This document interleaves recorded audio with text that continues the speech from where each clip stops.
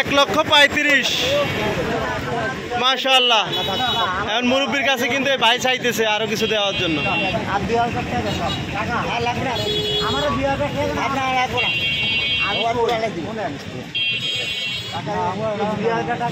গরু ঠিক আছে মাশাআল্লাহ, দুধাবাল, অনেক সুন্দর একটা গরু। 1,35,000।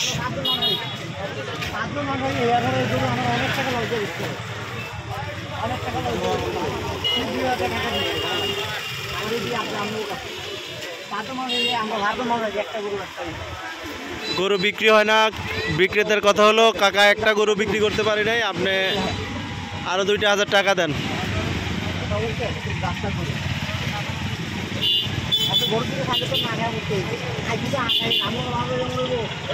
ভাই গরুটা একটু আড়াই দেন, বলেন না একটু আড়াই দেন, দিয়েছি না করে।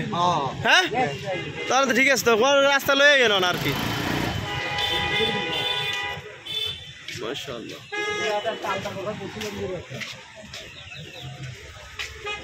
দেখি কি হয়।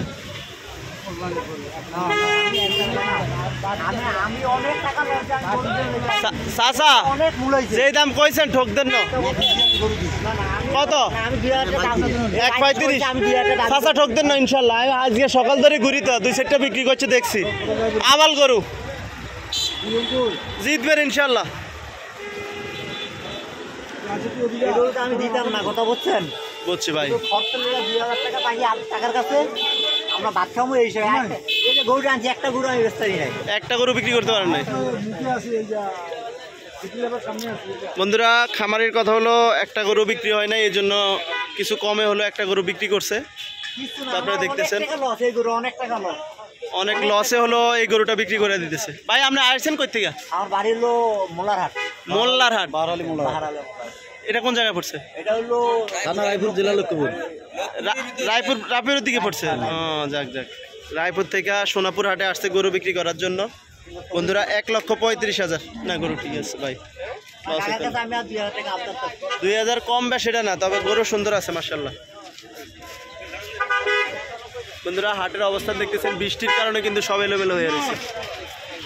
এখানে আরো বিক্রি হইতেছে।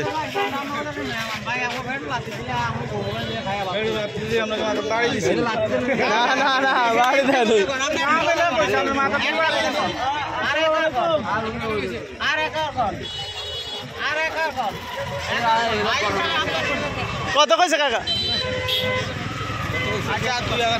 কত কত? আসতে মারেন না।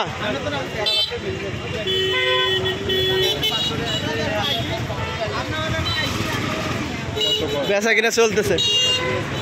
কত কইছে ভাই?